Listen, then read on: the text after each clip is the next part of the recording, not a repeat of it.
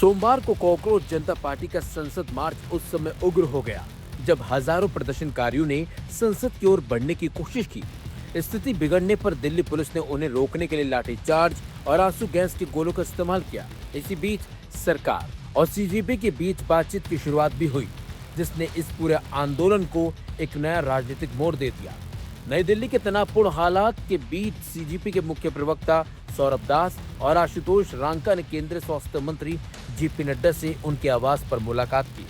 बैठक के बाद सौरभ दास ने दावा किया कि करीब 2 घंटे इंतजार के बाद उन्हें सिर्फ 10 मिनट का समय मिला, लेकिन इस दौरान उन्होंने संगठन की सभी प्रमुख मांगों को सरकार के सामने रख दिया। सौरभ दास के मुताबिक जेपी नड्डा ने उन्हें आश्वासन दिया है कि सरकार इन मांगों पर आंतरिक स्तर पर चर्चा करेगी।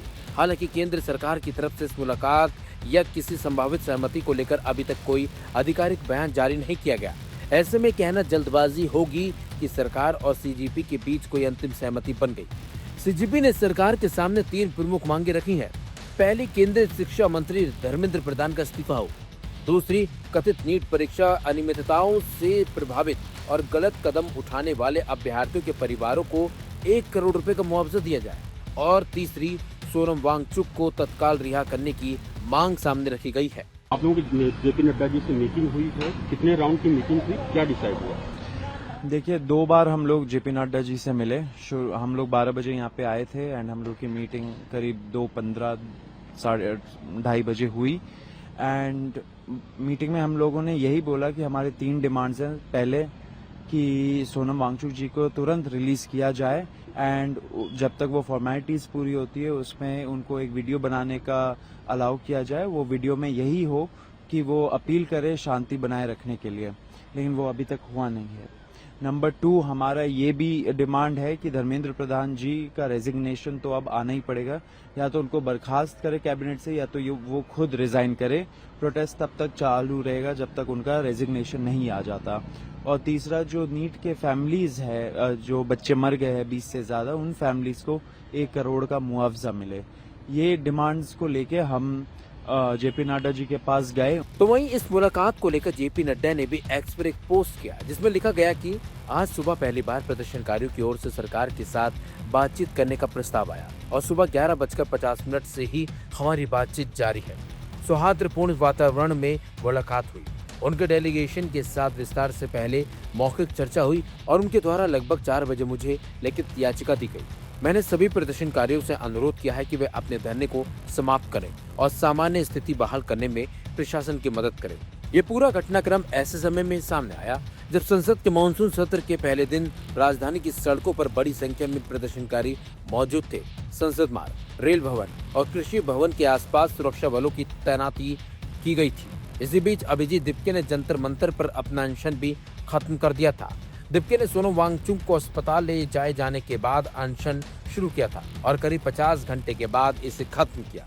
इससे संकेत भी मिलता है कि आंदोलनकारी नेतृत्व अब सड़क पर संघर्ष के साथ साथ बातचीत के जरिए समाधान की संभावना तलाश रहा है। राजनीतिक जानकारों का मानना है कि सरकार द्वारा सीजेपी के प्रतिनिधियों से बातचीत करना अपने आप में एक महत्वपूर्ण घटनाक्रम है। हालांकि किसी आंदोलनकारी संगठन से बातचीत शुरू होना उनकी मांगों को स्वीकार करने के बराबर नहीं माना जा सकता। फिलहाल सरकार ने सिर्फ चर्चा का संकेत दिया है, जबकि सीजेपी अपनी मांगों पर कायम है। ऐसे में सबसे बड़ा सवाल यही है कि क्या ये बातचीत किसी ठोस नतीजे तक पहुंचेगी?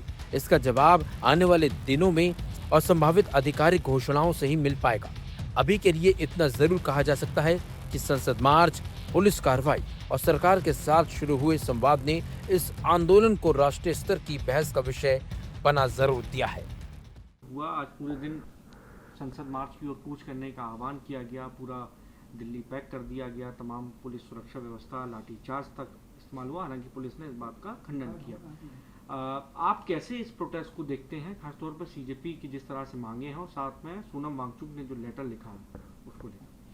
सर्वप्रथम तो मैं ये कहना चाहती हूँ कि अगर कोई भी आपसे सवाल कर रहा है, अगर कोई भी मांग उठा रहा है, अगर कोई भी आपको कटघरे में खड़ा करके आपको जवाबदेह बना रहा है, तो सरकार की क्या नैतिक जिम्मेदारी है? क्या सरकार की जिम्मेदारी नहीं है कि वो सवाल का जवाब दे? क्या सरकार की जिम्मेदारी नहीं है कि नैतिकता के आधार पर इस देश के शिक्षा मंत्री शिक्षा मंत्री धर्मेंद्र प्रधान का इस्तीफा होना चाहिए? इस देश का युवा आक्रोशित है, पेपर लीक हो रहे हैं, लेकिन असलियत यह है कि राहुल गांधी छात्रों की गूंज की बात कर रहे हैं और नरेंद्र मोदी लाठियों की गूंज बरसा रही है। इस नेशनल कैपिटल में सरकार जवाबदेही से क्यों भाग रही है? इस नेशनल कैपिटल में सरकार को किस बात का डर है? सवाल इन चीजों का है। क्या छात्रों पर लाठियां बरसाना ही सरकार का परम कर्तव्य है? हर बार हमने देखा है, जब भी लोग आक्रोशित होते हैं, जब भी लोग सवाल पूछते हैं, जब भी लोग जवाबदेह सरकार को बनाते हैं, चाहे वो किसान हो, उनके लिए कीलें गड़वा दी जाती हैं सड़कों पर, चाहे वो हमारी महिला पहलवान हो, उनको सड़कों पर घसीटा जाता है। आज बच्चों पर, छात्रों पर लाठियां बरसाई जा रही हैं। हम चाह रहे हैं कि संसद में बहस हो, एक ब्रोकन एजुकेशन सिस्टम को ठीक किया जाए। राहुल गांधी जी जो छात्रों की गूंज कर रहे हैं और तमाम युवा छात्रों से मिल रहे हैं, तमाम टीचर्स उनके साथ जुड़ रहे हैं, वो क्यों जुड़ रहे हैं? क्योंकि उनको यह विश्वास है कि एक राहुल गांधी पूरी प्रतिबद्धता से उनके साथ जुड़े हुए हैं। वो एजुकेशन सिस्टम जो पूरी तरह से ध्वस्त हो चुका है, उसके पुनर्जीवन की, उसकी रीइमेजिनेशन की बात कर रहे हैं। इस सरकार को क्या मतलब है एजुकेशन से? इनकी खुद की डिग्रियां नकली हैं, इनको फर्क ही नहीं पड़ता एजुकेशन रहे ठीक या ना रहे। धर्मेंद्र प्रधान को अपने पद पर बने रहने का क्या नैतिक हक है? इस बात का जवाब दिया जाए। धर्मेंद्र प्रधान इसी बीच गृह मंत्री से भी मुलाकात कर रहे हैं। क्या आपकी मतलब उम्मीद है आपको कि शायद इसी मसले को लेकर मुझे नहीं पता किस मसले को लेकर हो रहा है। अगर ये सरकार के अंदर थोड़ी भी नैतिकता होती तो ये लोगों की बात सुनते, ये जनता के आक्रोश को समझते, जनता की जवाबदेही जो जनता इनके तय करना चाहती है उसको जवाब देते।